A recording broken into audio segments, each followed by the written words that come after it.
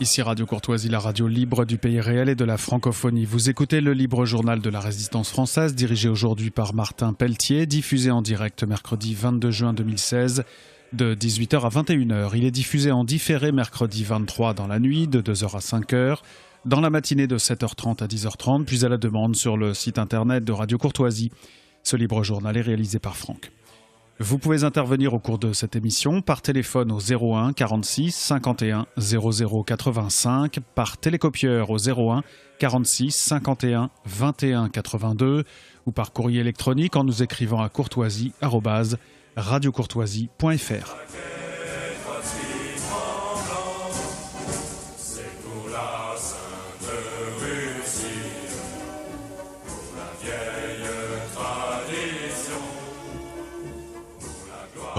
Bonsoir, c'est Martin Pelletier pour le libre journal de la liberté surveillée. Deuxième partie, le club de la presse, avec ce soir Charlotte Dornelas, bonsoir. Bonsoir. Et Jérôme Bourbon, bonsoir. Bonsoir à tous. Alors, avant de commencer, je vais apurer le compte du début de l'émission. On me dit que dans l'Ancien Testament, on extermine au nom de nombreux textes impurs ainsi que leurs animaux. Je n'ai jamais cité sur Radio Courtoisie malgré les messages. Eh ben c'est fait. Je vois pas tellement intérêt, mais c'est fait. Voilà. Alors, Oclos. Ah oui, c'était pour tout à l'heure. Je savais pas ce que ça voulait dire que l'ococratie. Et ben voilà, on me le dit. Oclos veut dire plèbe. Donc l'ococratie veut dire gouvernement par la populace. Et ben nous voilà bien. Alors, de quoi va-t-on parler ce soir? Bon, on va parler de l'actualité. Alors, qu'est-ce qu'on a dans l'actualité? Il y a peut-être la loi, on va commencer par le plus bête, la loi de travail et ses suites. Indigné, nuit debout, insoumis. Faut-il interdire les manifestations, Charlotte? Il faut certainement pas interdire les manifestations. Pourquoi c'est pas raisonnable, comme l'a dit notre président voilà, pour une fois que je suis Sarkozy. Non, avec Nicolas Sarkozy. Non, mais c'est quand même une démission aussi de l'État que de dire après des dizaines et des dizaines, non, j'exagère peut-être un petit peu, mais en tout cas plusieurs manifestations qui sont terminées avec énormément de casse, de dire tout d'un coup on va l'interdire pour empêcher la casse. Et normalement l'État devrait être capable, et d'ailleurs on sait très bien que les forces de l'ordre sont capables d'empêcher cette casse. Ils ont eu l'ordre de pas le faire et de pas intervenir, c'est évident, puisque moi je l'ai vu de mes yeux, quand la police a l'ordre d'intervenir, en 10 minutes c'est réglé. Donc ils ont laissé des casseurs pourrir ces manifestations. Je crois qu'il faut avoir l'honnêteté de le dire, on a été suffisamment vexés je trouve pas le mot exact, mais pendant les manifs pour tous, de se faire assimiler à effectivement plusieurs personnes qui mettaient le Bronx en fin de manifestation, pour reconnaître que là encore, étant donné ces manifestations sont massives, quoi qu'on pense par ailleurs des revendications qui sont d'ailleurs parfaitement floues, ces manifestations sont massives et les casseurs ne sont qu'une minorité. Une minorité qu'il faut empêcher d'agir, ça c'est certain. Mais en revanche, empêcher la manifestation, et en plus que l'empêchement de manifester vienne de démocrates assumés et qui nous parlent de démocratie 22 heures par jour, c'est un peu incompréhensible. Donc vous voulez dire que Manuel Valls est un provocateur qui, en ne réagissant pas tout de suite, laisse développer Manuel Valls et beaucoup d'autres. Et ensuite, pour faire semblant d'être un costaud? C'est pas Manuel Valls qui a pris la décision, on l'a su, a été prise dans le bureau de François Hollande. Alors est-ce que c'est pas de la magouille interne au sein du Parti Socialiste, effectivement, pour mettre notamment Manuel Valls dans l'embarras? C'est pas impossible non plus, on est à un an d'élections qui sont quand même déterminantes, et on sait qu'au Parti Socialiste, comme dans tous les partis d'ailleurs, c'est un peu l'auberge espagnole. Donc c'est possible que ce soit fait, après je lis pas dans les consciences, donc je sais pas pourquoi ils ont pris cette décision. Ce qui est certain, c'est que dans toutes les manifestations, et là ça n'appartient pas qu'à Manuel Valls, dans toutes les manifestations qui par principe sont contre le gouvernement en place, le gouvernement en place va chercher à discréditer ces manifestations, c'est pas nouveau. Bien, je constate d'abord que lorsqu'il y a des manifestations de gauche, c'est quand même une constance historique, elles s'accompagnent toujours de violences, de casses, de pillages, comme quoi la gauche draine de manière automatique, systématique, et je dirais presque idéologique, le désordre, la chienlit. Que je me souviens par exemple il y a une trentaine d'années, lors des manifestations contre la loi de Vaquet qui voulait proposer une sélection à l'entrée des universités, non pas par l'argent mais par le mérite, donc une loi qui allait plutôt dans le bon sens pour le coup beaucoup et qui n'a jamais vu le jour, eh bien il y avait eu des manifestations extrêmement violentes et il me souvient que à chaque fois qu'il y a des défilés syndicaux, des défilés politiques de la gauche et de l'extrême gauche, eh bien il faut bien reconnaître que elles s'accompagnent toujours de violences dont on dit, pour essayer d'excuser les organisateurs, que ce sont des éléments perturbateurs étrangers au défilé. C'est faux, hein. En général, ce sont quand même des gens du défilé, même s'ils peuvent être parfois un peu en marge. Et je dois dire que, par exemple, on ne l'a pas vu du tout. En revanche, on ne le voit jamais quand ce sont des gens de droite qui défilent. J'en veux pour preuve les manifestations en 1984 pour la défense de l'école libre, ou plus récemment les manifestations en 2012 et 2013 contre le prétendu mariage homosexuel. Et donc, moi, je suis de ceux qui pensent que la droite, ça existe, la gauche, ça existe. Non pas au niveau de l'hémicycle politique, qui a peu d'importance et qui n'a plus tellement de sens aujourd'hui, mais d'un point de vue philosophique, ontologique, ce sont des notions qui existent. Et moi, j'ai souvenance, lorsque j'étais étudiant, j'étais à la fac des lettres, moi je constate que les gauchistes, outre que ils fussent débraillés, ils étaient toujours à faire la grève, ce qui fait que parfois pendant des semaines entières, je me rappelle à la faculté des lettres de Besançon, on ne pouvait même pas accéder à l'université parce que le problème de ces grévistes, c'est qu'ils empêchent les gens qui voudraient travailler et étudier de le faire, tant les étudiants que le personnel enseignant. Et je dois dire que depuis ma plus jeune enfance, j'ai toujours une détestation de la gauche, parce que j'ai constaté qu'en général, c'est toujours les crasseux, les paresseux, les parasites. Et je dois dire qu'il n'y a rien de plus haïssable que la gauche. La gauche, c'est la maladie mentale, ouais. D'ailleurs, être de gauche n'a aucun sens. D'ailleurs, même dans le vocabulaire, tout ce qui est à droite est connoté positivement. D'ailleurs, je rappelle que dans l'Évangile, chapitre 24 de Saint Matthieu, eh bien, il y aura les brebis qui seront à droite, qui seront sauvées, qui seront au paradis, et les boucs qui seront en enfer, qui sont à gauche. Et d'ailleurs, quand on dit quelqu'un qu'il est gauche, c'est qu'il est maladroit. En revanche, tout ce qui est droite, lié à la dextérité, eh bien, est connoté positivement. Et je crois que c'est une bonne chose. Ne dit-on pas également du Christ qui était la droite du Père depuis l'Ascension. Et les gens sinistres. Par conséquent, je suis de droite jusqu'au bout des ongles. Voilà. Et je dois dire que Radio Courtoisie, qui s'honore d'être la radio de toutes les droites, eh bien, c'est quelque chose de très positif. Et à un moment donné, on avait honte de se dire de droite. Moi, je le revendique haut et fort. Très bien. Alors, la question que je pose à tous les deux... je voudrais juste réagir à tout. Parole, hein. Est-ce que vous croyez, par exemple, qu'est-ce que vous pensez? Est-ce que la CGT a donné la main aux casseurs? Et puis répondez peut-être aussi d'abord. Non, mais en fait, c'est pour répondre à cette question. Je ne dis pas que tous ceux qui cassent sont extérieurs à la manifestation. Je dis en revanche que tous ceux qui manifestent ne sont pas des casseurs. Je pense que dire simplement que la violence existe que à gauche, c'est quand même... Elle est consubstantielle à la gauche, quand même. Ça peut être que toutes les manifestations de gauche s'accompagnent de violence. En revanche, on a quand même des groupes à droite et à l'extrême droite. Bon, j'ai pas envie de me faire taper dessus, mais ce qu'on appelle en tout cas communément... Ce qu'on appelle communément l'extrême droite, il y a aussi des gens violents, soyons quand même honnêtes. Je pense que ça fait aussi partie d'un âge, et à partir du moment où on manifeste, très rapidement on se fait... et à la limite, voilà... Quand je vois pas de violence d'extrême droite, moi, en France, ces dernières années, dans les manifestations, j'en vois pas. Mais rien que dans les affrontements entre mouvements d'extrême gauche et d'extrême droite, il y a de la violence. Je suis désolée, je l'ai vu dans les années 70, bon, effectivement... C'était du temps de Madeleine. C'était notre époque, bon. Et c'est souvent la gauche qui était les premiers à attaquer, c'était de l'autodéfense, si j'ose dire. Oui, bon, un petit peu facile. Et par ailleurs, dire que voilà, les brebis sont à la droite et les boucs à la gauche, oui. Je précise simplement qu'on nous a dit aussi qu'à nous qui avons beaucoup reçu, il nous serait beaucoup demandé. Il n'en sera pas demandé autant aux personnes qui n'ont pas assez reçu. Elles ont toute leur place au paradis. Dans la mesure où elles auront fait le bien, mais je pense qu'il est parfaitement possible de faire aussi bien le bien à gauche qu'à droite. C'est pas une question politique d'abord. Non, mais c'était une comparaison, mais disons qu'un petit peu facétieuse. Mais il est certain que vous avez tous les deux raison. Historiquement, la droite c'est le bon sens, la gauche c'est l'horreur, quoi. Alors, à propos de la casse et de l'attitude des forces de l'ordre et plus généralement et du gouvernement, il semblerait bien que les policiers ne sont pas très contents de François Hollande et de Manuel Valls. D'abord, il y a cette histoire du policier qui refuse de serrer la main.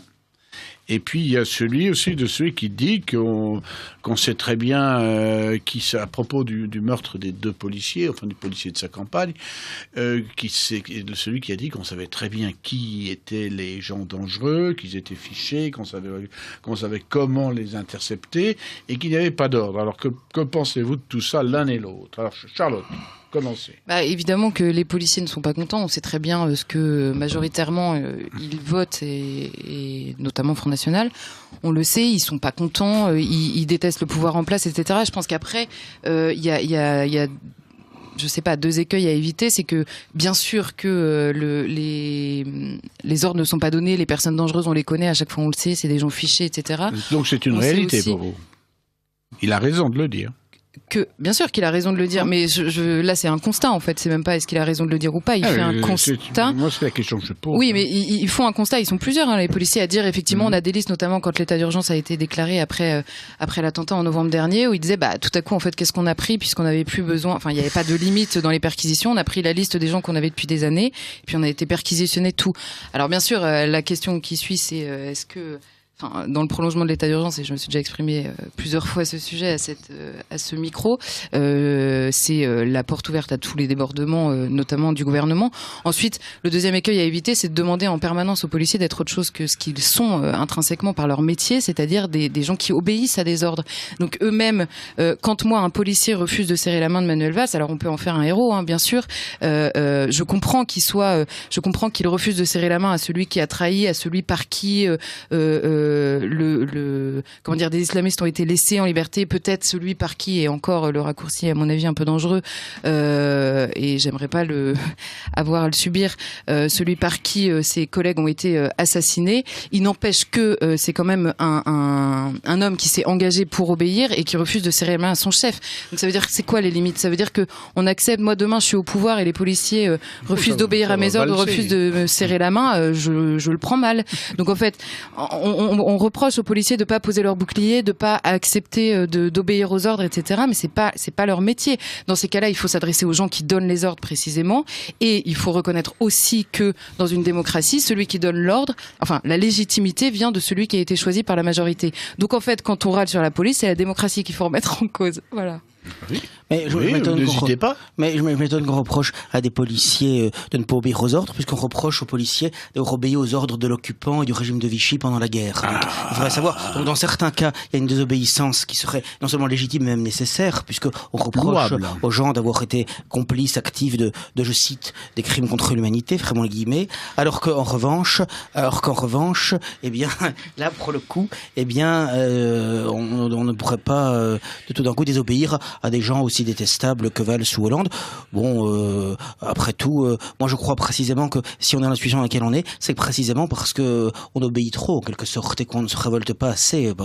Et donc, même si c'est un geste qui va pas très loin, personnellement je trouve plutôt sympathique. Parce moi je dis pas que je le trouve pas sympathique, c'est pas ce que je suis en train de dire. On a tellement affaire à des canailles qui nous gouvernent à tout point de vue, qui sont là pour nous détruire, qui détruisent la famille, qui détruisent la patrie, qui détruisent l'armée, qui détruisent les corps intermédiaires et qui font le jeu du mondialisme. Par conséquent, mais là c'est une vraie question. C'est-à-dire, est-ce que l'autorité doit être respectée? Oui.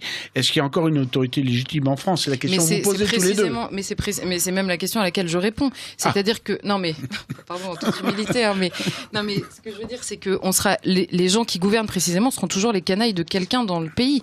Donc ça veut dire quoi? Qu'on encourage les policiers à agir selon leurs convictions à eux. Mais c'est hyper dangereux. Ça veut dire qu'il n'y aura plus jamais d'ordre dans un pays, première chose. Deuxième chose, c'est pour ça que je dis que ce qu'il faut remettre en cause, c'est la légitimité des ordres, et que précisément dans le cadre actuel et dans le système actuel, on ne peut pas remettre en cause cette légitimité, puisque dans la démocratie moderne, même dans ses principes, on ne considère légitime que ce qui est élu par la majorité, ou en tout cas la majorité exprimée, parce que je dis pas que la majorité soutient aujourd'hui Manuel Valls, mais en tout cas, il a été élu. Mais il y a des principes transcendants qu'il faut défendre, et par exemple, lorsque des policiers, d'ailleurs blancs qui plus est, de souche, se sont pris sauvagement à des manifestants qui défilaient pacifiquement lors de la loi contre le mariage pour tous, eh bien, il me semble que, certes, ils ont obéi aux ordres, ça c'est certain, ils ont obéi aux ordres légaux qui leur étaient donnés par leur supérieur hiérarchique, mais ont-ils fait leur devoir en conscience et devant Dieu? Je ne le crois pas. Donc, à ma gauche, il y a comment ça s'appelle, Charlotte, qui joue le rôle de Créon, et vous, Jérôme Antigone. Ah, j'aime la figure d'Antigone. Non, alors attendez, ça c'est vraiment pas sympa. Je dis, alors précisément, je me fais pas l'avocat, je ne me fais pas Créon.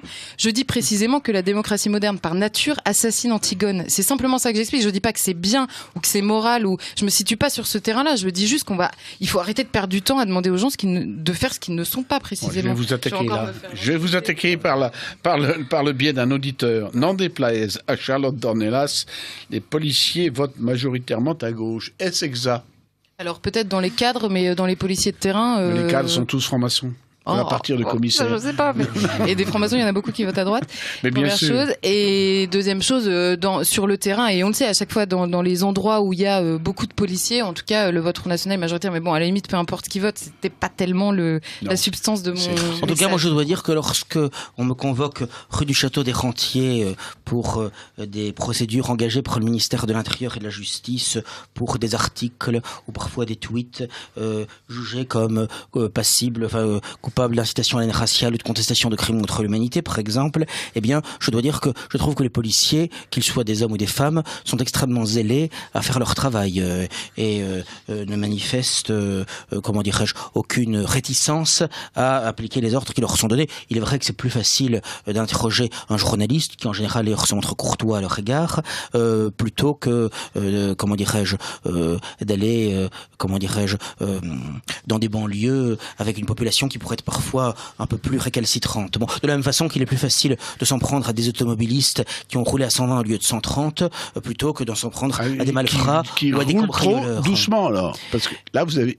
Non, 130 au lieu de 120. Oui, j'ai dit 120 au lieu de 110, pardon. Oui. Pardon. Voilà. Et donc, parce que ça aussi, ce matraquage des automobilistes, qui sont le souffre-douleur et la vache à lait de l'État, eh bien, c'est quelque chose d'insupportable. À un point tel d'ailleurs que maintenant, non seulement il y a de plus en plus de radars, et même maintenant on met des radars qui calculent la vitesse moyenne que l'on a fait sur tout un itinéraire. C'est des radars tronçons, ça s'appelle. C'est vraiment. Vous n'êtes pas encore fait avoir par ça. Attendez, hallucinant. je crois que Charlotte. Non, mais juste encore une fois, là précisément dans tout ce que vous décrivez, c'est pas à la police qu'il faut le reprocher. La police n'est pas particulièrement, je crois, gentille ou courtoise avec la racaille qu'elle va chercher en cité. C'est simplement que si elle n'est pas en cité, c'est parce qu'on ne lui donne pas l'ordre d'aller en cité. On en revient toujours en fait à mon constat de départ, c'est-à-dire que les policiers obéissent, quoi. Sans doute, mais il y a un zèle parfois de.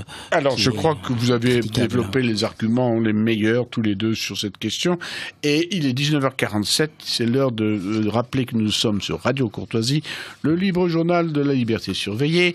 En deuxième partie, le Club de la presse avec Charlotte Dornelas et Jérôme Bourbon. Et je dois lire quelques questions ou quelques observations. Monsieur Bourbon, vous avez dit que la gauche est affreuse. Pourtant, en 2005, il n'y a pas eu beaucoup d'efforts de la part de la droite. Je voudrais comprendre. En même temps, Monsieur Bourbon, j'ai cru m'entendre quand vous avez parlé dans votre tirade droite et gauche. Alors, allez. Comment ? 2 minutes. Mais oui, sur 2005, de quoi s'agit-il ? En 2005, la droite était la droite. Non, mais quand j'entends la droite, je ne parle pas de la droite parlementaire. Je parle de la droite philosophique. Et ceux qui sont situés à droite du roi au moment de la Révolution française. C'est pas de messieurs Sarkozy et Villepin. Voilà, non, j'ai dit explicitement qu'il n'était pas une question de positionnement dans l'hémicycle parlementaire. Voilà, nous ne sommes plus en démocratie. Une dimension philosophique. Oui, pardon. Nous, ceux qui sont au pouvoir sont illégitimes, cela vient d'être dit. Nous sommes précisément au bout de la démocratie. Au bout du bout. Oui, il faut relire simplement les préceptes de la démocratie.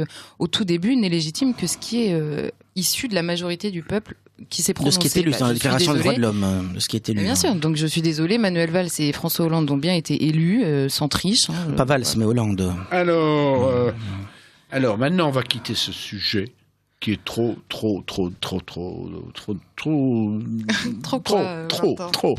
Et on va parler des primaires. Est-ce que vous êtes pour les primaires à gauche et à droite ? Alors, comment s'appelle-t-il ? Daniel Cohn-Bendit a dit que Mélenchon était une poule bouillée. Vous êtes d'accord avec ça ? Franchement, je ne sais pas si c'est à moi que vous posez la question, mais tout le monde, hein, que Mélenchon ait beaucoup de défauts, ça je peux le rejoindre, qu'il soit une poule mouillée, courageux, je sais pas, mais en tout cas il dit les choses, et notamment, alors je vais prendre un sujet qui me tient un peu à cœur, vous le savez, sur la Syrie, il a clairement eu une parole courageuse, je crois, depuis longtemps et assez tôt dans le conflit. J'ai beaucoup de désaccords avec Jean-Luc Mélenchon, mais je lui reprocherai pas d'être une poule mouillée, ça c'est clair que non. Non, mais l'idée que Cohn-Bendit qu'il était une poule mouillée parce qu'il n'osait pas affronter Hollande pour vraiment gagner. Il a critiqué Hollande comme personne ne l'a fait, comme Cohn-Bendit ne l'a jamais fait. Vraiment. Non, mais c'est sûr qu'il n'ira jamais à la rupture pour des intérêts électoraux. C'est-à-dire qu'au nom de ce qu'on appelle à gauche la discipline républicaine, au second tour, ils se désisteront toujours pour le candidat de gauche le mieux placé. Et donc, c'est sûr qu'au deuxième tour, s'il y avait un candidat socialiste, il appellera à voter pour lui contre le candidat qui serait en face de lui. C'est évident. Si c'est encore François Hollande, je ne mettrai pas ma main à couper. Mais bon. Et alors, à droite, est-ce que ce sont des poules mouillées ou des imbéciles ou quoi ? D'abord, pour répondre à votre question sur les primaires, parce que oui, c'est ça. Je pense que d'un point de vue institutionnelle. Il me semble que cette généralisation des primaires à gauche puis à droite de l'échiquier politique me paraît poser un problème de fond. D'abord parce que la primaire, en principe, dans la Constitution de la Ve République, c'est le premier tour de l'élection présidentielle. Et il me paraît extrêmement fâcheux de créer une forme de troisième tour. D'ailleurs, on peut constater que c'est en France que l'on vote le plus, parce que par exemple, lorsque Mme Merkel a gagné les élections, un seul tour lui a suffi. Pour gagner en France, il faut gagner le premier tour des élections présidentielles, le second tour des élections présidentielles, le premier tour des élections législatives et le second tour des élections législatives. Il faut gagner 4 élections. Bon, et même 5, maintenant avec les primaires, bon, ce qui paraît quand même abusif. D'abord, sur un plan financier, puisque évidemment tout ça coûte très cher. C'est un temps et une énergie gaspillés. Et par ailleurs, il me paraît que cela crée un déséquilibre entre les candidats qui se soumettent à ces primaires, ceux qui ne se soumettent pas. Dans un premier temps, il s'agissait de primaires qui étaient limitées aux adhérents à jour de cotisation du parti politique dont il était question. Maintenant, on l'ouvre de manière très générale à des électeurs se réclamant soit de la gauche, soit de la droite modérée. Je ne suis pas sûr d'ailleurs que les Français aient de ce point de vue-là la même attitude que les Américains, qui n'hésitent pas à se dire ou démocrates ou républicains et à participer à des primaires. On voit très bien qu'il y a une américanisation de la société française de ce côté-là. Est-ce que ce n'est pas simplement une volonté d'en finir avec la Ve République, puisque vous avez d'une façon qui se rejoint la proposition de François Hollande de supprimer le Premier ministre. Donc c'est vraiment l'alignement sur le système américain. Oui, alors que Jean-Claude Martinez lui propose au contraire, dans son livre La République des maires, il est venu récemment à Radio Courtoisie, de supprimer, c'est une idée d'ailleurs ancienne qu'il développe, de supprimer l'élection présidentielle au suffrage universel direct, oui, dont il dit à juste titre qu'il favorise des écuries présidentielles au détriment du débat d'idées. Et c'est vrai que maintenant, en plus avec la médiatisation, ça n'est plus que la forme qui l'emporte sur le fond. C'est Martinez qui développe ça. Ça n'est pas la question. La question est, c'est la réponse. Est-ce que tout, oui, c'est la réponse, on disait Marchais. La question est, est-ce qu'il n'y a pas un mouvement général pour aligner les institutions françaises sur les institutions américaines? Il n'est pas douteux qu'il y a une américanisation de la vie politique, qui n'est d'ailleurs pas d'aujourd'hui. D'ailleurs, l'américanisation, je dirais, de la société plus généralement en France, elle date de la fin de la Seconde Guerre mondiale, hein, c'est évident. Mais elle s'est accélérée. Elle s'est accélérée considérablement, ce qui prouve d'ailleurs, soit dit en passant, que l'Union européenne, dont on nous disait que c'était une façon de construire une Europe qui serait indépendante et puissante, indépendante du bloc américain, il n'en est rien. Bien au contraire, on sait très bien que elle est complètement soumise, y compris d'ailleurs en politique étrangère, et même sur le plan commercial, économique, au diktat de l'oncle Sam. Donc vous confirmez, et vous, Charlotte, cette analyse, vous vous moquez absolument de l'américanisation de nos institutions. Non, s'en foutez. C'est-à-dire qu'il y a une américanisation. C'est pas sympa. Une américanisation, un peu de tout, oui, je sais. Enfin, oui. Pas un peu de tout. Un peu de tout. Hein. Mais en particulier les institutions. La primaire, c'est tout à fait contraire à l'esprit du gaullisme, c'est tout à fait contraire à l'esprit de ce qui a présidé à la création justement de l'élection au suffrage universel. Remarquez que déjà le référendum de 62 qui a introduit, qui est pas né évidemment, qui a introduit l'élection du président de la République au suffrage universel direct, d'après beaucoup de constitutionnalistes, je crois, disaient juste titre que ça déséquilibrait complètement le texte initial de la Constitution du 4 octobre 58, qui justement... C'est l'opinion de Gaston Monerville qui disait c'est une forfaiture. Oui, c'est un bon vieux franc-mac. Il ne voulait pas que les élites, entre guillemets, perdent... L'idée de Gaulle était de soustraire l'élection au parti. Et actuellement, justement, il n'y a que les partis. Mais c'est le contraire. C'est le contraire qui s'est produit avec l'élection présidentielle. Précisément dans les... Alors, je ne vais pas parler... Au fait que là, notamment dans les primaires, il n'y a que les partis. Pas tant que ça, finalement, puisque... non, mais de toute façon, le système est partisan dans ses moindres détails. D'accord. Mais il n'empêche que quand vous voyez la primaire de droite, la primaire de gauche, je serais incapable d'en parler, j'ai pas les connaissances qu'il faut. La primaire de droite, précisément, c'est... En fait, moi, je sais pas si j'ai un avis tranché sur théoriquement est-ce que les primaires c'est bien ou c'est pas bien. C'est simplement que je constate, étant donné ce que sont les Républicains aujourd'hui ou ce qu'est la droite et le centre, puisque ce sont les primaires de la droite et du centre, qu'il y a besoin quand même définir un chef, peut-être même avant même les élections. Je ne sais pas si c'est pas la réalité de ce qu'est devenu le parti des Républicains qui nécessite en fait la primaire. Et quand on voit des candidats comme effectivement une NKM qui est pas on va dire un étendard de la droite forte, et à côté de ça un candidat comme Jean-Frédéric Poisson qui aurait qu'une chance en passant, il serait pas choisi comme candidat par la droite telle qu'elle est aujourd'hui, et pourtant il apporte quand même une voix vraiment dissonante et vraiment intéressante au sein de ces primaires-là.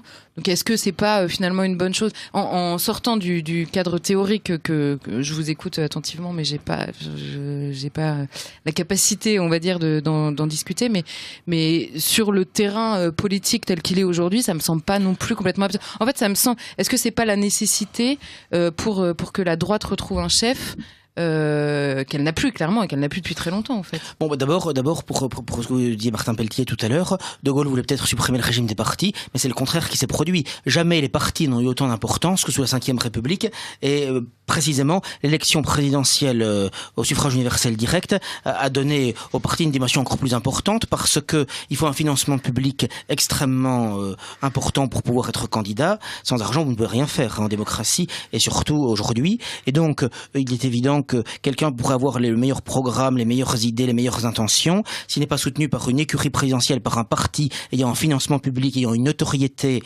ayant des élus, ayant des réseaux, ayant des relais médiatiques, financiers, culturels, eh bien il n'a aucune chance, ne serait-ce que déjà d'avoir les 500 signatures, et a fortiori de faire un score important, et ne parlons même pas d'être élu. Bon, donc il est évident que le rôle des partis est beaucoup plus important, plus que jamais, et c'est quelque chose d'ailleurs qui est extrêmement préoccupant, parce que ça corsette les idées, ça empêche le débat de s'exprimer, le public de s'exprimer en toute liberté.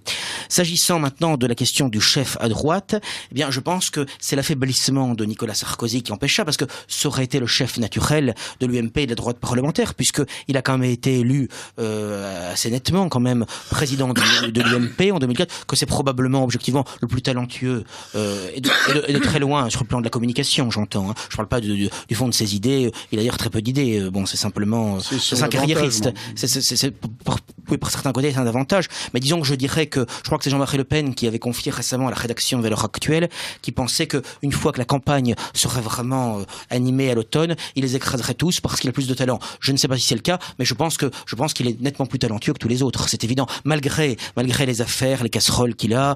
Mais je pense que effectivement, parce qu'il est capable, si vous voulez, il y a une dimension affective en politique, ce que d'ailleurs pas très bien compris. C'est l'erreur qu'avait commise d'ailleurs Maigret en s'en prenant à Le Pen, même s'il y a des torts partagés dans l'affaire, mais je veux dire, parce qu'il a sous-estimé la dimension affective des militants, des adhérents vis-à-vis de Le Pen. Et de la même façon, je pense que Marine Le Pen a sous-estimé la dimension affective qu'il y avait vis-à-vis de Jean-Marie Le Pen lorsqu'elle l'a exclu dans les conditions que l'on sait. Bon. Donc il y a une dimension affective dans la vie politique comme dans la vie tout court, et c'est bien naturel. Et donc je pense que Nicolas Sarkozy est plus capable, me semble-t-il, vis-à-vis des sympathisants de l'UMP, de ce qu'on pourrait appeler le peuple de droite, avec tous les guillemets nécessaires. Je pense qu'il est plus capable de leur parler, parce que comme le disait Le Pen, il a su trouver les codes, les mots qui sont capables de leur parler, de les séduire. Alors, et vous, Charlotte, voilà. Et vous, Charlotte, qu'est-ce que vous préférez, Sarkozy ou Juppé, entre les deux, votre cœur balance ou pas? Je pense que tout le monde se fiche parfaitement de savoir ce que j'en pense entre Juppé et Sarkozy.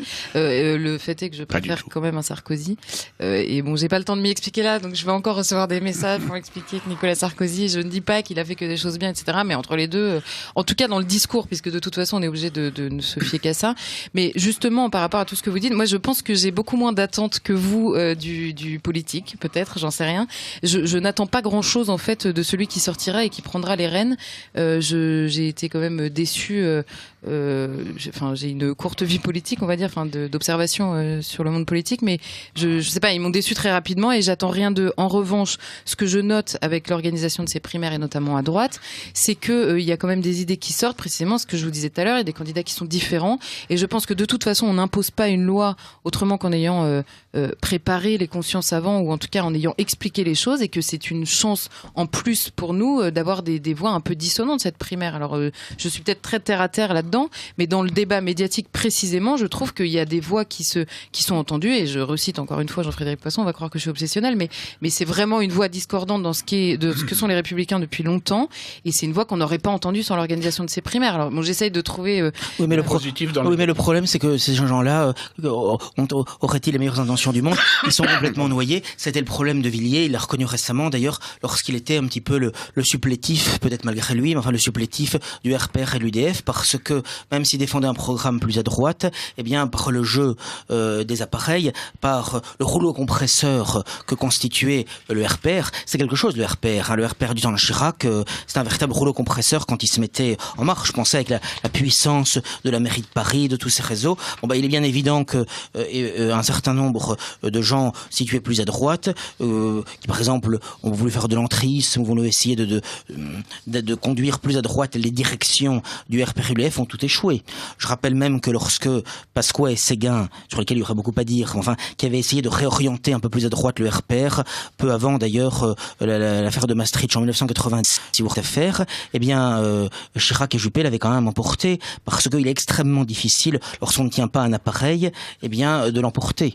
Parce que lorsque l'on est en place, eh bien, ça donne un certain nombre d'avantages tout à fait considérables. On tient un certain nombre de gens que vous financez, qui sont vos dévoués. Vous pouvez vous pouvez utiliser les statuts un petit peu comme vous le souhaitez, etc. Donc vous avez quand même beaucoup d'avantages. Bon, et donc il me paraît que toute cette volonté qui a existé historiquement d'essayer de réorienter plus à droite les appareils du RPR et de l'UDF, ils ont toujours échoué. C'est ce que je dis. Pardon, mais c'est précisément ce que je dis. Je leur demande pas, et je ne demande pas aux voix dissonantes de réorienter un appareil politique, puisque je n'attends rien de ces appareils politiques.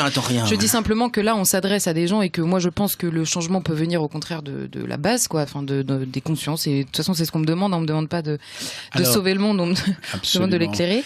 Et voilà, donc je pense que ça, c'est possible. En tout cas, c'est rendu possible de fait par la primaire. C'est un fait. Alors, merci Charlotte. Alors, je vais vous demander une chose, surtout à vous, Jérôme. Vous avez une facilité de parole, et d'ailleurs, vous parlez de choses extrêmement intéressantes, mais n'en profitez pas pour faire de trop longs oui, pardonnez-moi. Parce que c'est des tunnels, c'est pour l'auditeur. Oui, vous avez raison, je vous prie de m'excuser. Non, il n'y a pas de mal, surtout que... J'ai déjà dit que je saoulais ma femme, donc... Vous êtes... mais c'est ça, mais votre femme, oui, mais pas les auditeurs, parce qu'ils vous plébiscitent. Ma femme est patiente. Mais pas toujours. Ça, voilà. Alors, on va parler de toute autre chose. On va parler de sport. Est-ce que vous avez entendu parler du jaguar brésilien qui a été abattu? Bah oui, j'ai vu ça en venant. Alors, c'est marrant, hein? Mais ce qui est intéressant, marrant, oui. pour dire les choses, un jaguar qui vivait pas en liberté, et qui vivait en captivité dans un enclos de l'armée brésilienne, ils ont des zoos, les forces spéciales brésiliennes ont des zoos, c'est marrant. Pourquoi pour s'entraîner à se faire mordre par des jaguars? Ils sont bien entraînés, d'ailleurs. Non, mais c'est vrai? Non, je sais pas pourquoi. Mais alors, il a participé au défilé, donc quand la flamme est passée dans le zoo, et puis après, ils l'ont abattu. Parce qu'il s'est enfui, et on lui a envoyé des fléchettes empoisonnées, et ça n'a pas suffi. Il était vraiment très très remonté, ce jaguar, et il a commencé à mordre justement son instructeur. Donc ils l'ont abattu parce qu'il tentait de s'enfuir, parce qu'il posait problème. Ah, il peut poser problème, oui, je sais pas. Ben oui, mais ils ont demandé, le colonel a fait c'est ça qui est intéressant, c'est pas le jaguar. Le colonel a présenté ses excuses. C'était une offrande, moi. Le colonel a présenté ses excuses, il a dit qu'il avait fait une erreur, et le président du comité, enfin le porte-parole du comité olympique de l'organisation des Jeux, a également présenté ses excuses. En disant que c'est une erreur, d'ailleurs une erreur qui n'était pas seulement le fait d'abattre ce jaguar, mais le fait d'avoir montré à côté de la flamme olympique qui symbolise la paix, la liberté, un jaguar en laisse. Et ça, c'est très grave.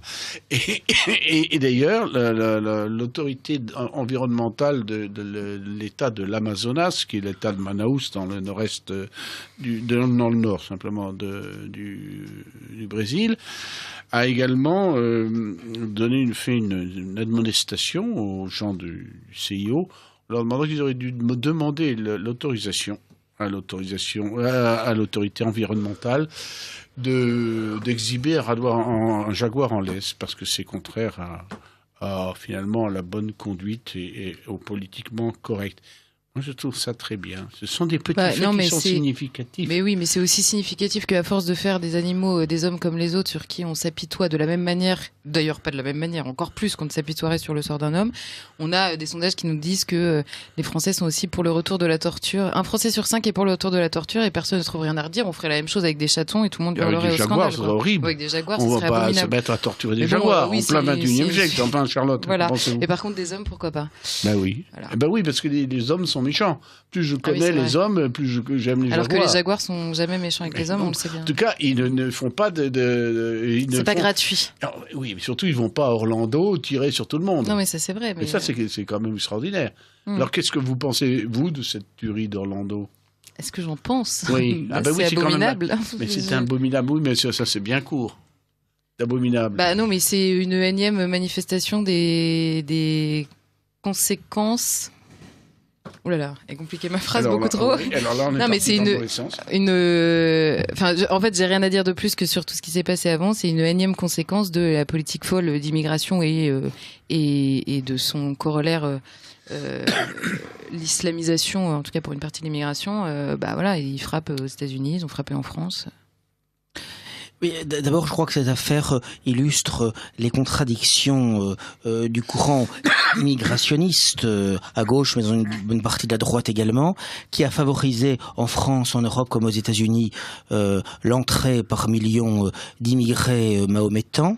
Et qui par ailleurs a toujours été en pointe pour les libertés sexuelles, le droit des homosexuels, le droit des femmes à avorter, alors même que les populations qu'elles ont encouragées à entrer étaient les plus rétives à ces évolutions législatives et sociétales, et ce qui illustre en quelque manière cette affaire d'Orlando. Il me semble que dans cette affaire, on essaye de nous embrigader en quelque sorte dans un choix qui serait soit l'homosexualisme, soit l'islamisme. Et moi, je vais dire que le spectacle d'une Gay Pride, je trouve pas ça autant affreux que triste, en fait. Et que je pense que la meilleure réponse est de les aimer. Et je pense qu'on me demande, en tout cas, de faire. On doit obliger le vice à se cacher. Il faut obliger le vice à se cacher. Il faut détester le péché, mais aimer les pécheurs. Mais... oui, on a du mal à le voir, hein, pardon. Jérôme, laissez parler Charlotte. Voilà. Et d'autre part, sur la question de... Et en tout cas, ça n'excusera jamais, et je ne relativiserai jamais le massacre de 50 personnes en disant, mais une Gay Pride reste abominable. Ça ne justifiera jamais de tuer les gens pour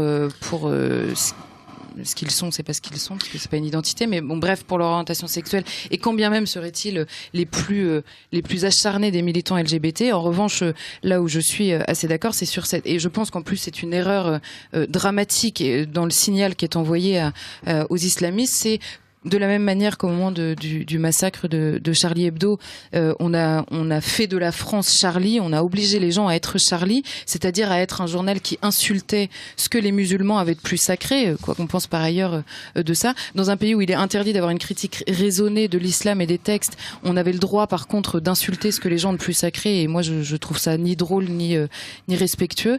Et de la même manière, on nous demande aujourd'hui d'être LGBT. Je ne suis ni Charlie ni LGBT. En revanche, et là je pèserai pas mes mots, je trouve ça abominable d'aller tuer des gens, et c'est en tout point condamnable, quel que soit par ailleurs ce qu'on peut penser de LGBT ou de Charlie Hebdo. Et vous êtes fondamentalement d'accord. La question est de savoir si défendre nous devons mettre l'Occident sous le drapeau LGBT. Mais ça, bien sûr que non. Non seulement la Tour Eiffel, mais il y a même des églises, notamment l'église d'Orléans, de manière scandaleuse. Non, alors ça c'est un fake, parce que je viens d'Orléans. J'ai été extrêmement choquée de voir la cathédrale d'Orléans aux couleurs LGBT, donc j'ai appelé la mairie d'Orléans et l'évêché d'Orléans, et c'est un montage Photoshop. Jamais les couleurs LGBT n'ont été projetées sur la cathédrale d'Orléans. Vous êtes certaine de l'information? Absolument certaine. Parce qu'elle est parue sur différents forums sur France 3, qui a reconnu derrière que c'était un montage Photoshop. Une bonne chose que nous avons fait ici sur Radio Courtoisie, c'est de rétablir une information. Voilà. Parce que en dehors des dissertations qui sont fort intéressantes, ne soyez pas fâchés, Charlotte, vous avez raison. Non, en tout cas, cette affaire va augmenter la propagande homosexualiste dans les écoles, dans les médias. C'est vrai. Ça va être absolument effrayant. Ça, moi, c'est ce que je vois immédiatement. De même que. Vous avez besoin de ça. Hein. Non, mais ils vont renforcer encore. C'est évident, le matraquage, toute critique. D'ailleurs, vous avez vu, certains en profitaient, notamment des Verts, pour attaquer les partisans, les opposants au mariage homosexuel, en disant qu'ils étaient moralement responsables, non pas directement, mais moralement responsables de la tuerie de Rolando. Et donc.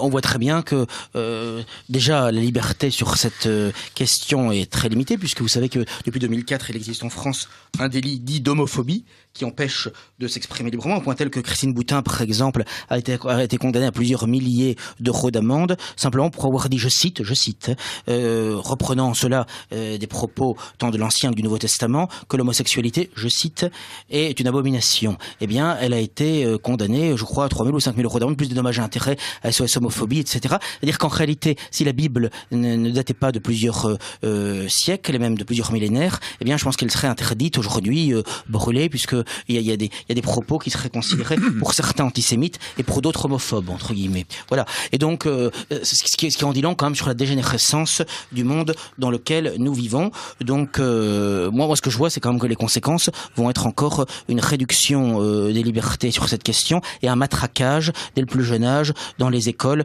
dans les médias, pour quand même, là encore je cite, puisqu'on ne peut rien dire, mais je cite quand même ce que le catéchisme de Saint-Pédis enseignait comme un péché qui crie vengeance devant Dieu. Voilà, ça c'est le catéchisme de Saint-Pédis qui le dit. Je ferme les guillemets. Après, à bon entendeur, salut. Vous savez, le catéchisme de Jean-Paul II parle toujours d'actes objectivement désordonnés. Moi je me suis arrêté à Pie XII. Je ne pense pas qu'il y ait le moindre, comment dirais-je, c'est pour ça que je pense que vous êtes vraiment très d'accord, hein, parce qu'il n'y a pas la moindre ambiguïté là-dessus, et en même temps, il n'y a pas non plus la moindre ambiguïté sur le fait qu'il y a une campagne d'opinion extrêmement désagréable de l'homosexualisme politique. Mais le fait de s'opposer à cette campagne, et je pense n'avoir pas grand-chose à prouver là-dessus, sur mon opposition à cette campagne de matraquage, effectivement, est une chose. Et quand on me fait réagir sur Orlando, j'ai pas forcément l'idée de sortir ça en premier. Orlando, c'est d'abord le massacre de 50 personnes qui est injustifiable, point. Après,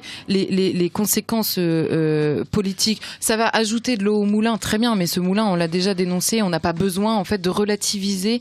Je sais pas, j'ai l'impression d'un relativisme, et du coup, en fait, quand un verre dit, bah oui, vous êtes responsable moralement, bah de dire, oui, c'est affreux, 50 personnes qui meurent, mais du coup, est-ce qu'on lui donne pas un peu raison? En très raccourci, je suis pas en train de dire que je ne vous tiens responsable de rien, soyons très très clairs.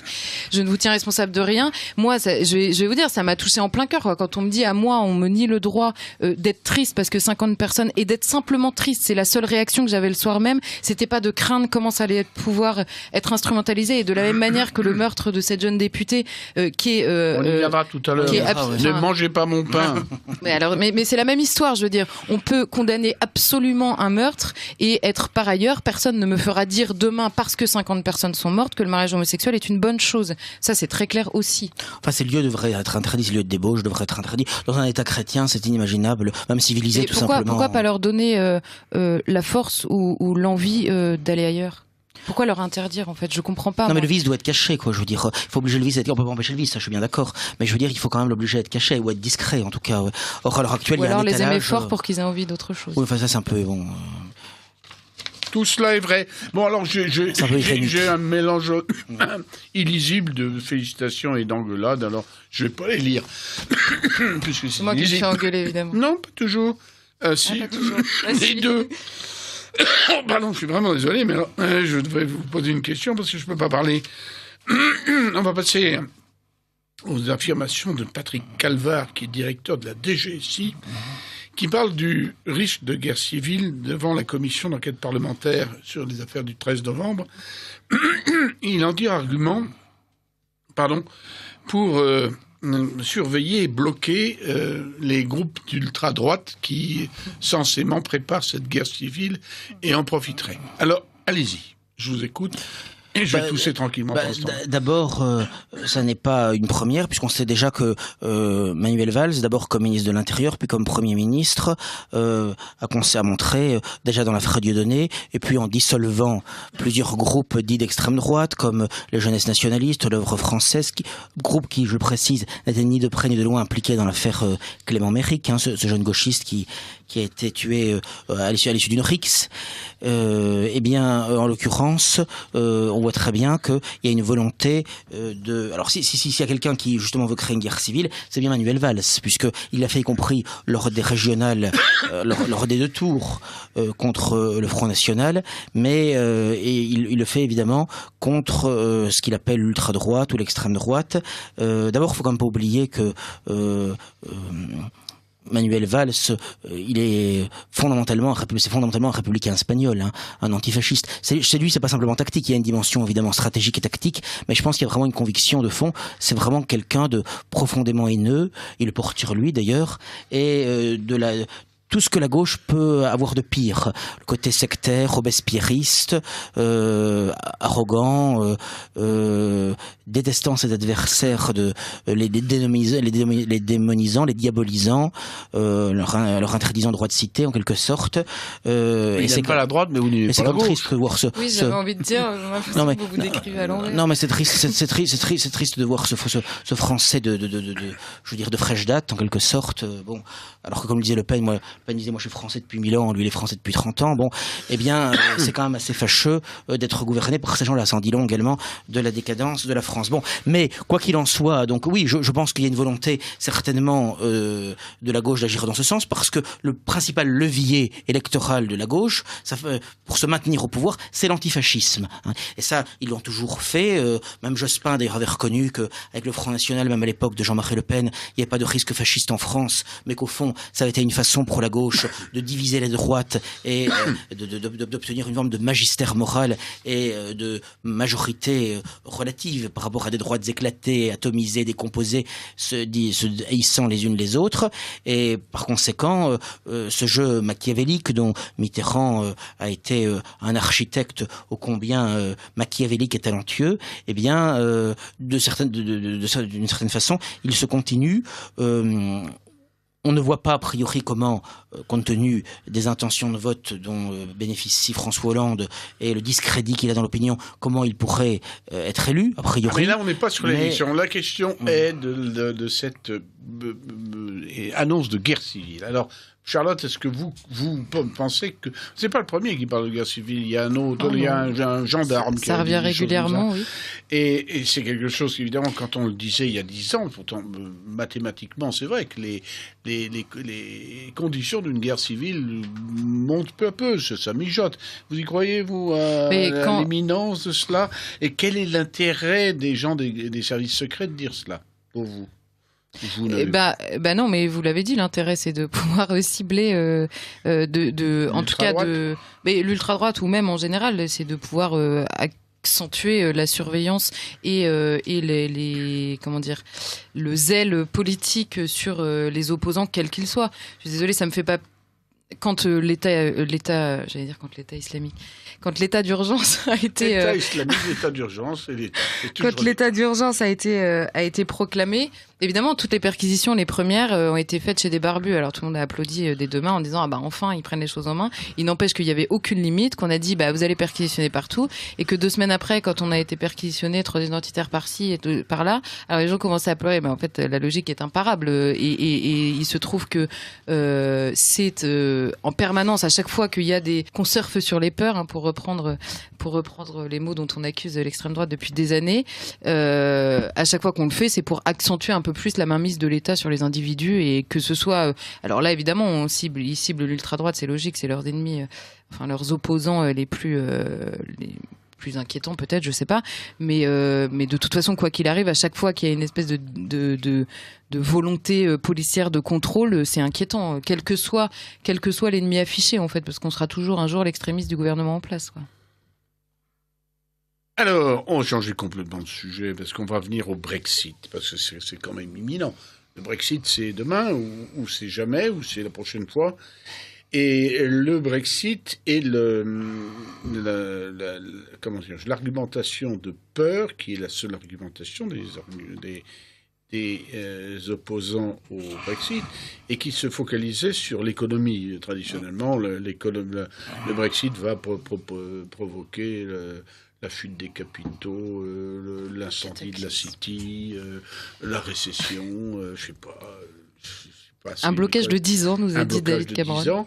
Et puis, il y a eu, je dirais, d'un point de vue politique, cette divine surprise, il n'y a pas d'autre mot.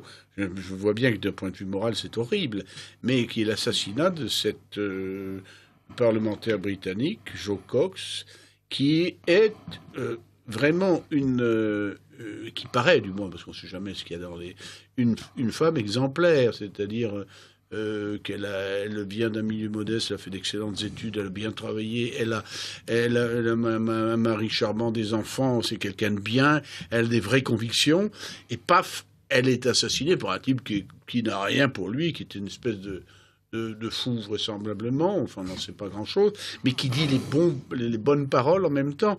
Donc on a l'impression vraiment du scénario le mieux fait par un agent secret qui voudrait faire capoter le Brexit.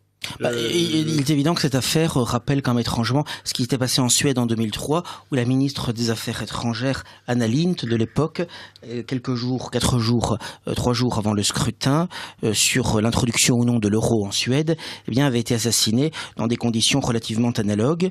Et il est évident que les médias surfent sur l'émotion populaire pour, en quelque manière, essayer d'inverser les choses. Et alors ça n'avait pas marché en Suède en 2003, puisque les Suédois avaient refusé à la majorité l'introduction de l'euro. Mais moi, ça m'a rappelé une affaire plus ancienne qui, là, elle, pour le coup, a été très efficace. Il ne s'agissait pas d'un assassinat, mais il s'agissait d'une manœuvre détestable de François Mitterrand, qui, alors que tous les sondages en 1992, quelques jours avant le référendum, un référendum très important sur Maastricht, où il était question un peu de la fin ou non de la souveraineté de la France, a mis sur, si j'ose dire, sur le devant de la scène sa prostate, puis dans une deuxième étape son cancer de la prostate, pour créer chez les prostatiques et les cancéreux et un certain nombre de leurs proches une sorte de sympathie naturelle. Et finalement, ça a fonctionné, ça a fonctionné. Et d'ailleurs, moi, je me rappelle à l'époque, c'est pourquoi d'ailleurs déjà dès cette époque, j'ai eu quelques doutes sur la démocratie et je suis devenu relativement peu philanthrope, quand j'ai vu que même des gens de droite, même très à droite, me disaient que finalement, et ils l'ont fait, j'en connais, je n'exagère pas, eh bien, ont changé leur vote, certains espérant même aux naïvetés, aux bêtises insondables des gens, la politique, ça donne une idée de l'infini au niveau de la bêtise, eh bien, étaient convaincus, je reste assis encore quand j'ai réfléchi, étaient convaincus que si le oui l'emportait au référendum sur Maastricht, Mitterrand était en mauvaise santé, malade, démissionnerait immédiatement. Bon, ce qui évidemment il n'a pas fait, puisque je dirais même que c'est le seul président depuis l'instauration du suffrage universel à avoir fait 2 septennats entiers. Bon, eh bien, on a su par la suite que ce cancer, dont on nous faisait croire qu'il venait de l'avoir, il l'avait depuis 1981, qu'il avait obligé son médecin personnel, le docteur Gubler, à faire de faux communiqués semestriels sur sa santé, à un point tel que, j'en termine, le docteur Gubler, peu après sa mort, a fait un livre, Le Grand Secret, qui d'ailleurs a été interdit de manière scandaleuse au départ et qui révélait cette supercherie. Et absolument, Jérôme. Mais justement, vous parliez de l'affaire suédoise. Est-ce que on a déterminé par une enquête que l'assassinat était un montage ou pas ? Parce que on peut toujours présupposer qu'il y a un complot, mais après il faut le prouver. Non, mais disons que, comme dit souvent le président Le Pen, lorsque la nuit vous vous trouvez sous un arbre et qu'il en tombe des pommes, il y a de fortes chances que ce soit un pommier. Eh bien, je pense que c'est comme dans l'affaire de Rolando. Moi, je n'exclus pas une provocation, parce que il est évident que on voit très bien qu'il y a une volonté chez un certain nombre de groupes d'œuvrer dans le sens du choc des civilisations et non, il faut pas l'exclure. Je suis d'accord avec vous, mais il faut après il faut je l'exclus pas.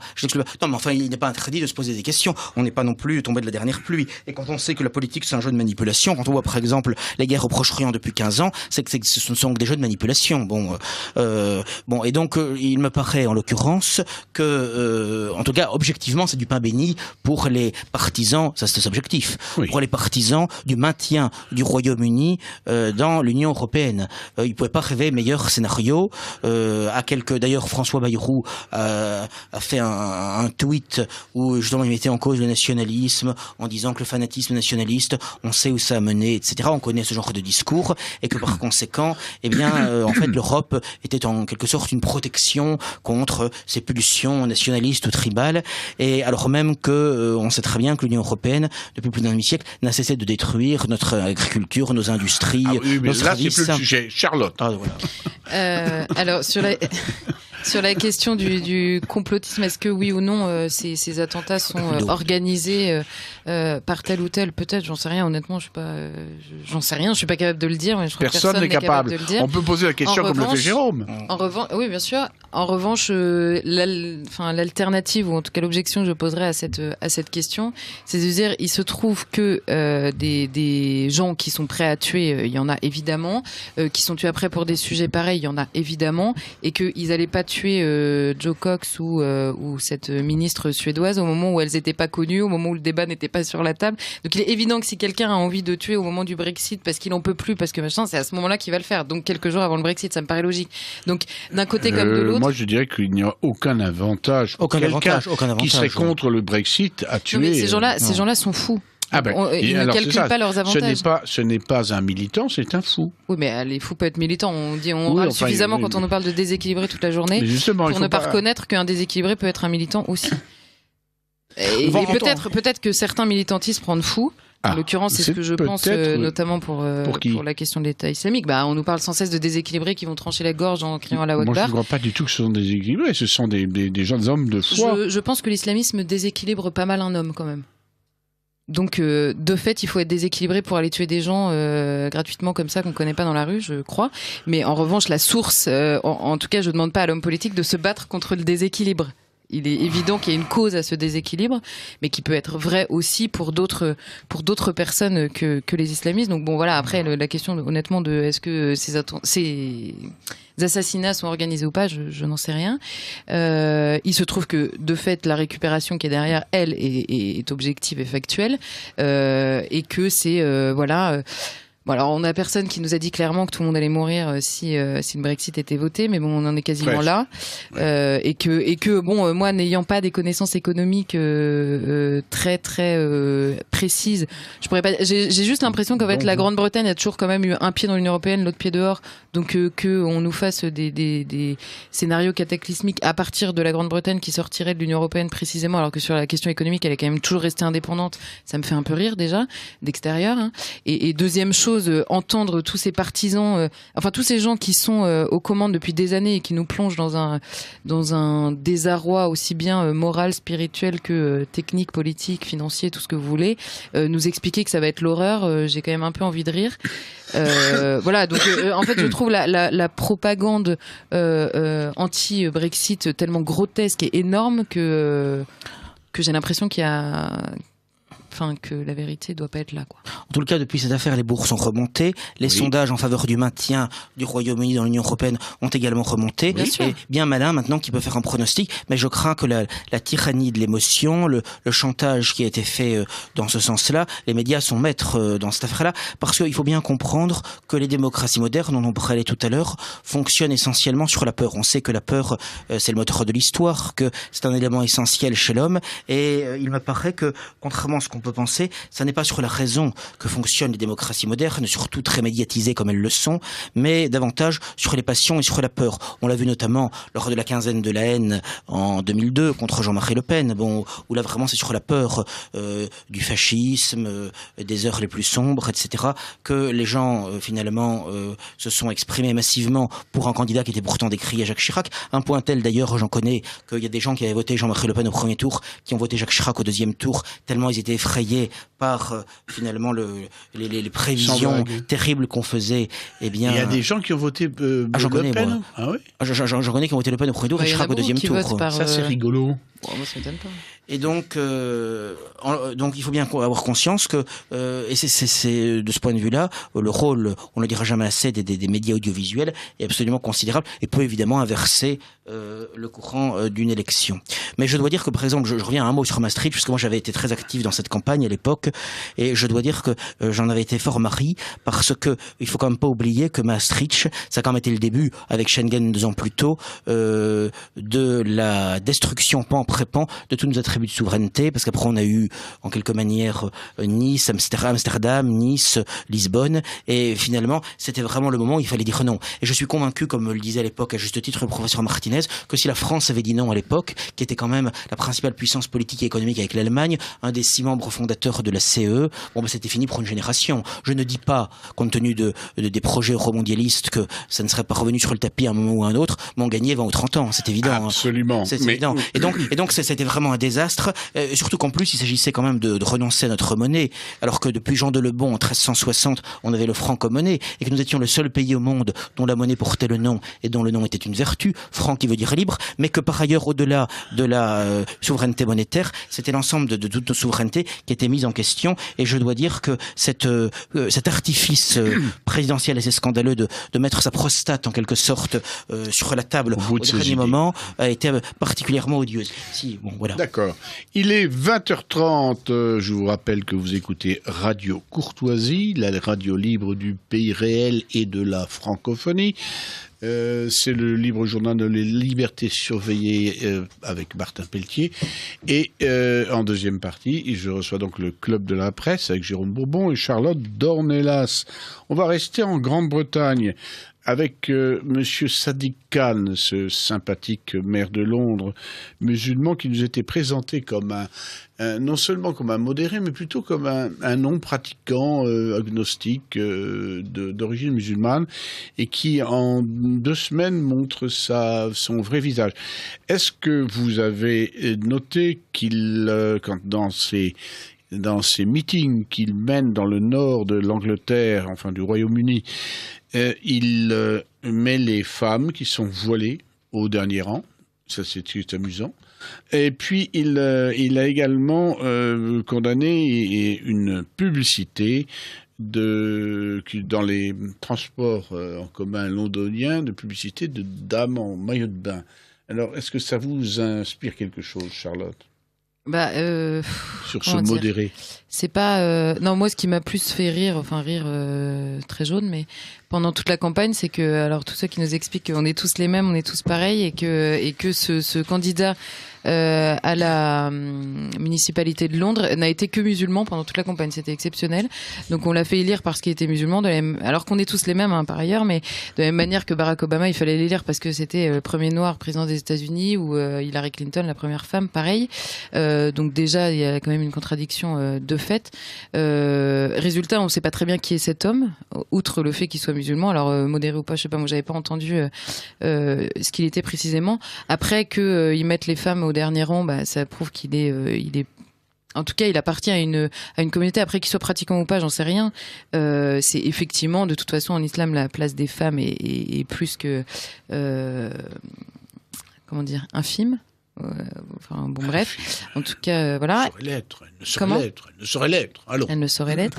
Et en revanche, sur la question de condamner les photos, les publicités de femmes en maillot de bain sur les bus dans Londres, il faut voir comment il l'a condamné. C'est pas forcément absurde. Ça a été très très bien fait. Justement, ce qui est intéressant, c'est l'utilisation de la rhétorique féministe pour faire passer quelque chose qui est communautaire. Mais afficher, placarder des femmes en 4x3. Voilà, exactement. Moi, là-dessus, ça va plutôt dans le bon sens. Alors, je ne sais pas. Je ne suis pas pour l'impudeur ni pour la pornographie, mais tout de même, une demoiselle en bikini n'est pas forcément très impudique. Non, je dis pas ça. Première chose. Et deuxièmement, quand on dit, parce qu'il faut voir comment il a présenté la chose, il a dit que ça pouvait être rendre les d'autres femmes qui regardent honteuses de leur corps parce que c'était une image irréaliste. C'est pas complètement faux.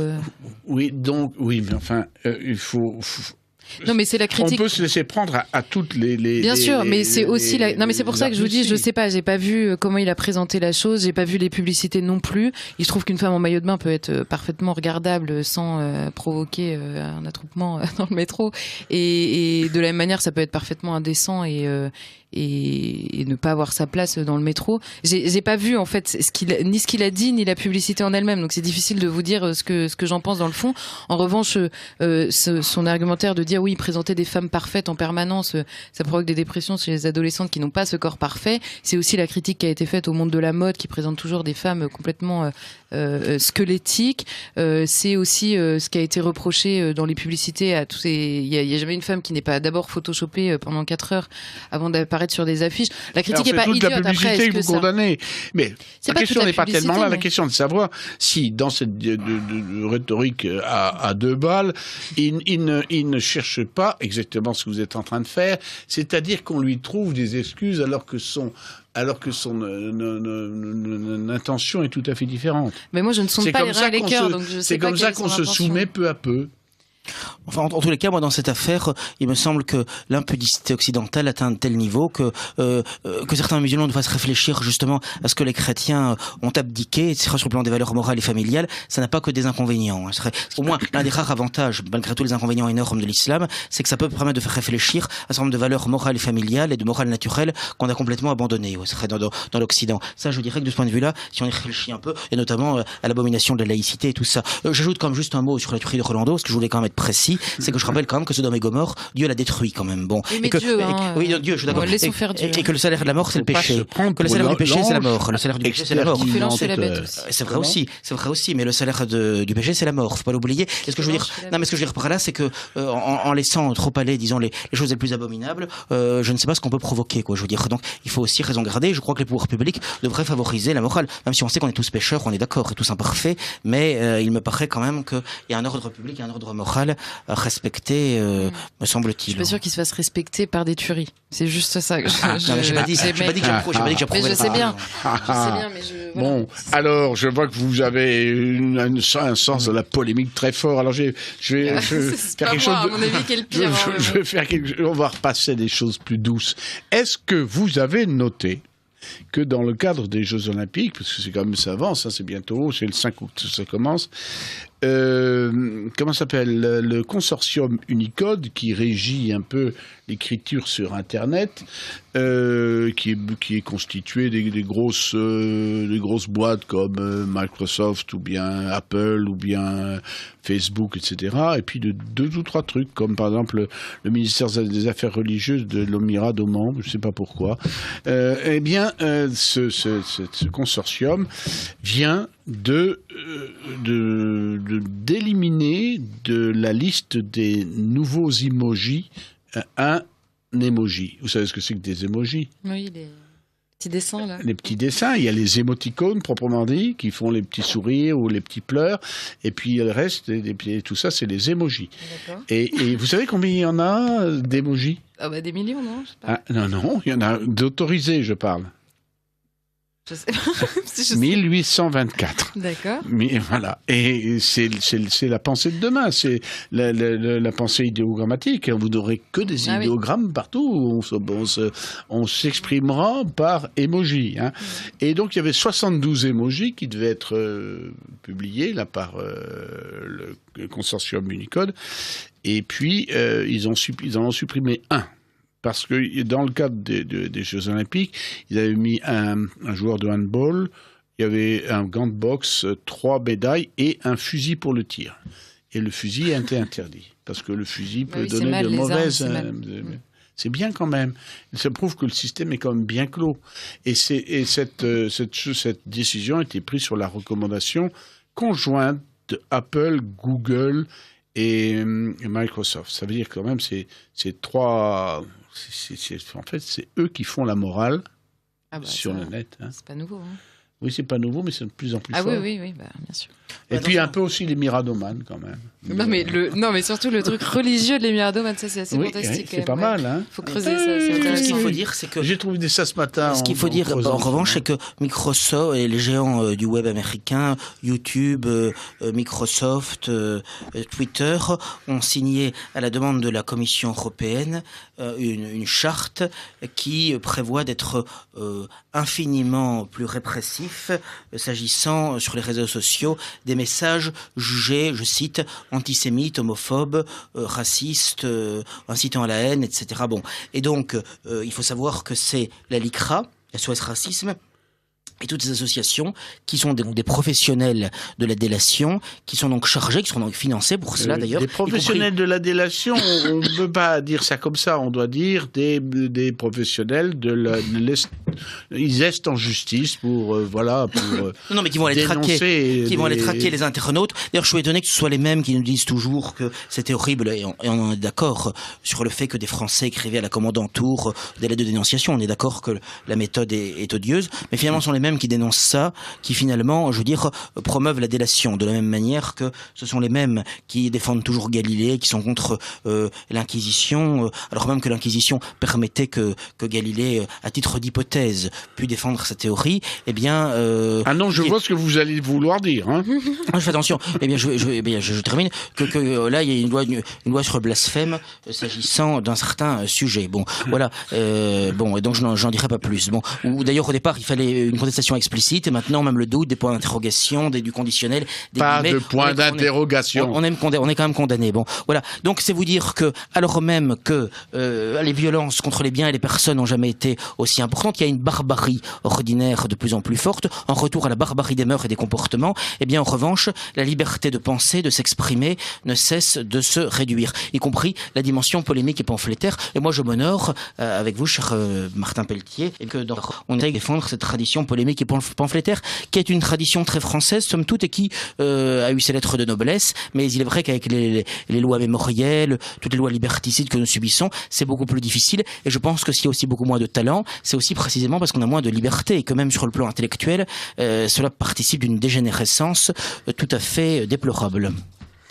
Alors, il est 20h41, vous écoutez Radio Courtoisie, le libre journal de la liberté surveillée avec Martin Pelletier, Charlotte Dornelas et Jérôme Bourbon. Quelques petits messages. Voilà. Vous cherchiez des compliments tout à l'heure, Charlotte. En voilà. Soutenir Charlotte Dornelas qui prend position avec clarté et courage et n'a donc pas besoin de violence. C'est beau comme l'antique. Vous moquez pas. Mais je me moque pas. Merci. Moque pas du tout. Que pensez-vous de la décision de Valérie Pécresse de subventionner la Gay Pride ? Allez-y. Non. Elle prend pas la décision de subventionner la Gay Pride. Je vous dis Oui, non mais... Comme disait Philippe Tesson, le journaliste s'est posé des questions bêtes à des gens intelligents pour qu'ils répondent intelligemment. Voilà. Alors, je sais plus, du coup, j'ai perdu le fil de ma pensée. Elle ne décide pas de subventionner la Gay Pride, elle continue à la subventionner. Notons quand même qu'elle a retiré 10 000 € à la subvention, mais le fait est qu'elle continue à la subventionner. Qu'est-ce que vous voulez que je vous dise ? Moi, personnellement, je trouve pas que c'est une bonne nouvelle.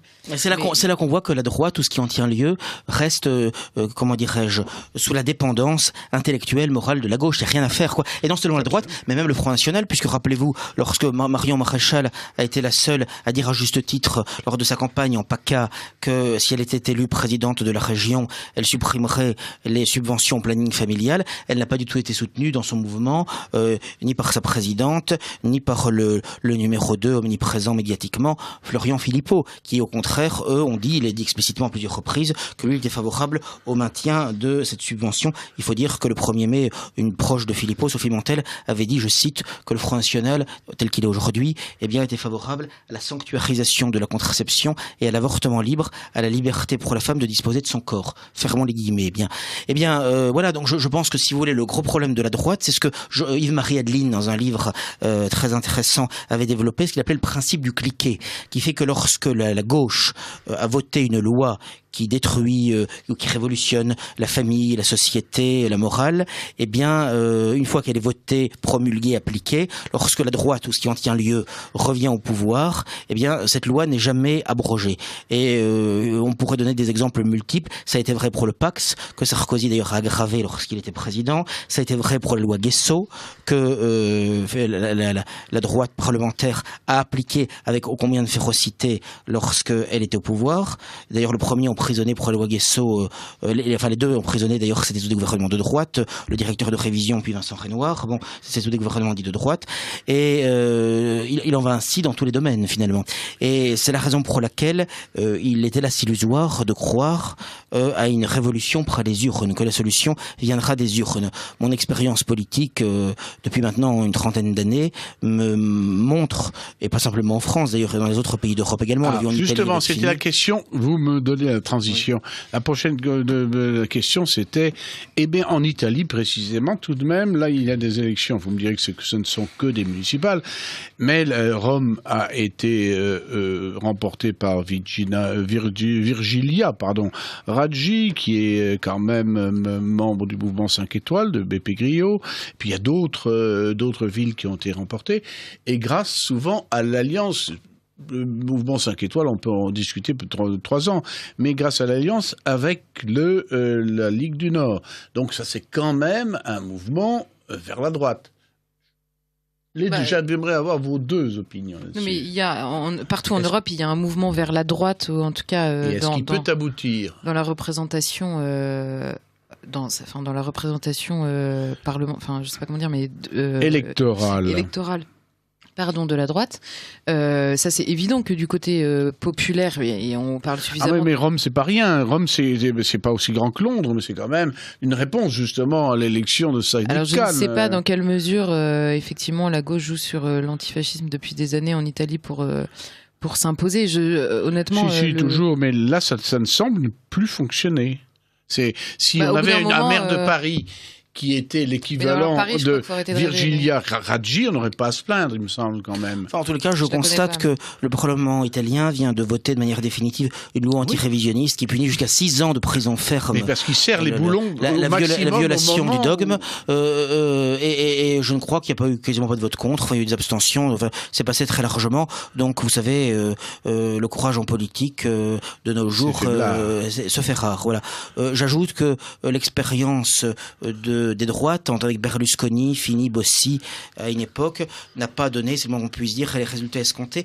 Il faut dire que Gianfranco Fini, qui est fini d'ailleurs, puisque comme son nom l'indique. Voilà, puisque enfin, il a réussi à liquider quand même la droite nationale italienne, et finalement, il s'était dit d'abord post-fasciste, puis antifasciste. Il allait ramper en Israël à Yad Vashem, etc., comme il convient pour faire carrière, en quelque sorte, donner son grain d'encens à l'idole. Bon, mais j'observe qu'il a renié pas en prépant non seulement son programme, y compris Mussolini, donc on peut constater, même si on n'est pas forcément d'accord avec tout ce qu'il a pu dire ou faire, que c'est probablement le plus grand homme d'État d'Italie au XXe siècle, je dirais même pas simplement d'Italie. Bon, mais et donc de ce point de vue-là, ce n'est qu'un avis et j'ai tendance à le partager.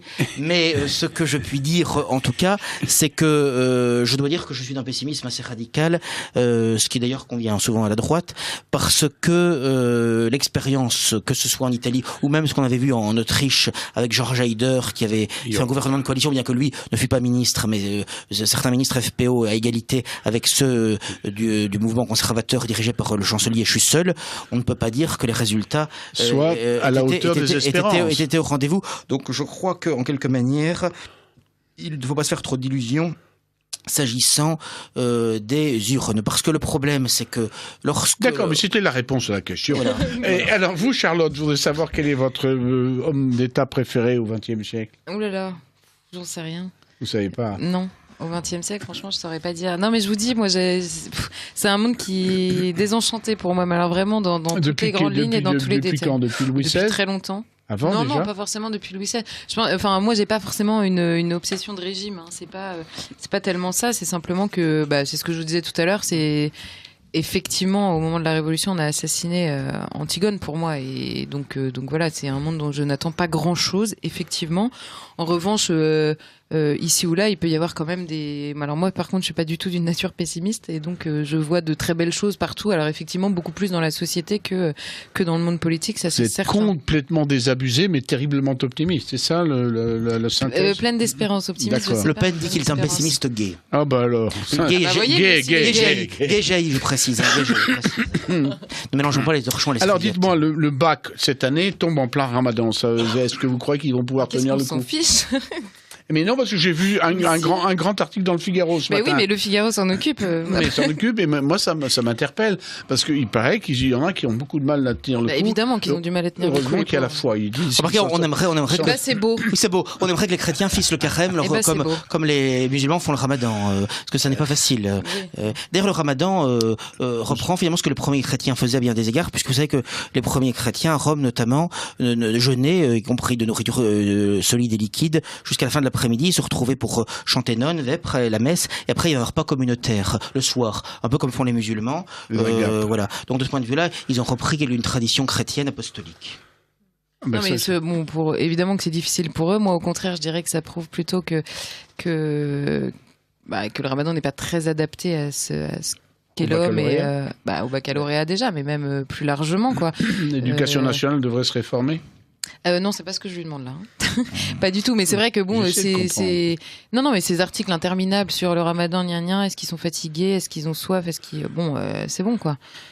On n'a pas besoin d'en faire des caisses, j'en demande pas du tout autant. Contrairement, il y a des gens qui disent puisque vous en faites plein sur le ramadan, faites plein d'articles sur le carême, mais laissez-nous vivre surtout. Enfin, je veux dire, retire-toi dans ta chambre, mets-toi du parfum et continue à sourire. Matthieu chapitre 5. Voilà. Oh là là, mais alors je vois que j'ai fait affaire à des gens qui connaissent bien le... Mais en revanche, effectivement, un jeune de lycée qui est capable de dire que c'est très difficile et qu'heureusement qu'il a la foi, oui, je trouve ça beau. Peu importe par ailleurs ce que je peux penser de... Qu'est-ce que vous pensez de l'affaire de Lafarge qui paye ses impôts à Daesh? Ça vous a pas frappé? Oui, Lafarge. Vous savez, le cimentier français. Oui, tout à fait. Il s'est avéré que pour pouvoir travailler là-bas... oui, pas en France, hein. Non, mais je savais pas très bien ce que ça voulait dire tout court. Oui, je me doutais bien que c'était pas en France. Il avait payé l'impôt. Oui, pour continuer à rester sur place. Oui. Ce que font tout le monde, même le gouvernement syrien, pourtant dont c'est le pire ennemi. Qui continue même à payer, le gouvernement syrien, les fonctionnaires dans les zones contrôlées par l'État islamique. Donc ils payent concrètement des gens de l'État islamique. Mais c'est ça, ou alors l'État perd totalement le contrôle sur ces zones-là, définitivement en tout cas le contrôle. Donc la question se pose, Lafarge c'est pareil. Est-ce qu'il faut renoncer à tout ce qu'ils ont sur place?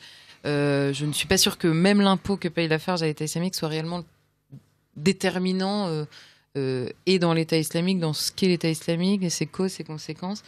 Je m'acharnerai pas sur Lafarge en premier, quoi. Vous acharneriez sur qui en premier? Sur notamment toutes les grandes puissances qui alimentent plus ou moins directement, ou en tout cas qui ne font rien contre l'État islamique depuis des années et des années. D'accord, ça veut dire... C'est-à-dire tous les pays du monde à peu près. La France, les États-Unis, même la Russie dans une moindre mesure certes, mais qui a trouvé ses intérêts aussi à laisser pourrir la situation pendant 4 ans, puisqu'ils sont intervenus et ils ont fait... les intérêts russes ont servi aussi les intérêts du peuple syrien, ça c'est absolument incontestable. Mais il se trouve que pendant 4 ans, il y a eu surtout des déclarations de la part des Russes et peu d'actions. Et puis tous les pays alentours, l'Arabie Saoudite, le Qatar, la Turquie, tout le monde. Donc tout le monde n'a pas le même soutien à l'État islamique, mais il se trouve qu'en tout cas, les meilleurs ont été attentistes sur cette question, largement. Vous repartez bientôt en Syrie? Oui. Pour nous raconter un peu ce que vous avez vu? Je vous raconterai. Bon, en ce moment, ça va bien, votre bonne nouvelle? Là-bas? Oui. Ça dépend où, c'est toujours pareil. Il y a des endroits où ça va bien, où ça va mieux, et il y en a d'autres où ça va mal. Alep souffre toujours le martyre. Ça ne change pas. D'accord. Alors, j'avais une question sur les chaussettes d'Hitler, mais il va être tard. Il y a plus que 2 minutes. Vous avez vu la vente? Est-ce que vous vous souvenez de qui était John K. Latimer? John K. Latimer était un urologue qui a été chargé au procès de Nuremberg d'être le médecin ordinaire des dignitaires nazis. Et comme c'est souvent le cas dans l'armée américaine, il a fait main basse, comme ils font partout, comme ils ont fait en Irak, on ramasse ce qu'on trouve. Il a donc ramassé les chaussettes d'Hitler, les caleçons de Göring, etc. Et ces ayants droit ont fait une vente tout à fait récemment, qui a été dénoncé naturellement par la communauté juive, probablement à juste titre d'ailleurs, où ils ont vendu la dernière veste d'Hitler à $275 000, justement les caleçons de Göring, pas mal, et puis les chaussettes d'Hitler, $18 000 quand même. C'est quand même amusant de voir qu'un type, un médecin, ramasse comme ça ce qu'il trouve, en profitant de sa position, et que ses petits-enfants vendent, allez hop, ça nous fait quelques centaines de milliers de dollars. Ce dont on peut être sûr, c'est que jamais les chaussettes de François Hollande ne vaudront 18 000 € dans quelques décennies, quoi. Vous êtes sûr? Il y a des fétichistes. Peut-être les petits-enfants de Julie Gaillard. Il n'y aura pas la même place. Je suis pas sûr que les gens qui mettent 18 000 € dans les chaussettes d'Hitler passent le message qu'Hitler était un homme bien. Il n'aura pas la même place dans l'histoire, en tout cas. Ouais, en même temps, je suis pas sûr qu'on puisse l'envier cette place, mais bon. Non, ça c'est encore autre chose. C'est une question. Monsieur Bourbon, vous qui êtes de droite, n'oubliez pas que votre cœur est à gauche. Il y a plusieurs demeures dans la maison de mon père, donc aussi de demeures à gauche. 1 minute. Eh bien, écoutez, je crois qu'on va... Si je vois comme ça, on va terminer sur des lectures d'auditeurs. La femme a le droit de disposer de son corps, mais pas du corps du bébé, qui est une autre personne. Ça me semble tout à fait juste. Et puis, Jérôme Bourbon a raison quant à Sodome et Gomorrhe. Voilà. Eh bien, on va se taire là-dessus. Il est 20h55 bientôt. Vous écoutiez le libre journal de la liberté surveillée de Martin Pelletier avec ce soir Charlotte Dornelas. Merci d'être venue. Et Jérôme Bourbon, merci d'être là. À bientôt pour la prochaine émission. Bonsoir. Bonsoir.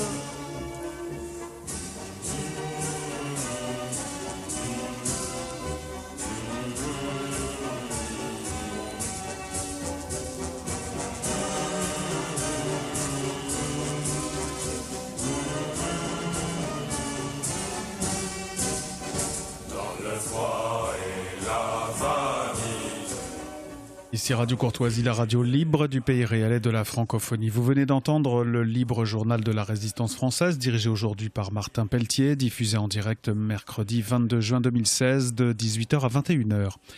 Il est diffusé en différé jeudi 23, dans la nuit de 2h à 5h, dans la matinée de 7h30 à 10h30, puis à la demande sur le site internet de Radio Courtoisie. Ce libre journal a été réalisé par Franck. N'oubliez pas que Radio Courtoisie est une radio culturelle associative. Afin de sauvegarder une indépendance absolue, Radio Courtoisie refuse toute ressource publicitaire. Radio Courtoisie ne vit que grâce à ses auditeurs. Aidez-nous à demeurer libres, adhérez à notre association. Pour cette année, la cotisation minimum est de 40 €. Envoyez votre chèque à Radio Courtoisie, 61 boulevard Murat, 75 016 Paris, ou réglez avec votre carte bancaire sur radiocourtoisie.fr. Si vous le désirez, nous pouvons vous faire parvenir un enregistrement de ce libre journal. Commandez le CD-ROM pour le prix franc de port de 9 € ou 6 € seulement si vous êtes adhérent de notre association. En rédigeant des chèques distincts pour la cotisation et pour l'enregistrement, vous faciliterez la tâche de notre secrétariat. Je vous rappelle notre adresse, Radio Courtoisie, 61 boulevard Murat, 75 016 Paris. Votre gloire.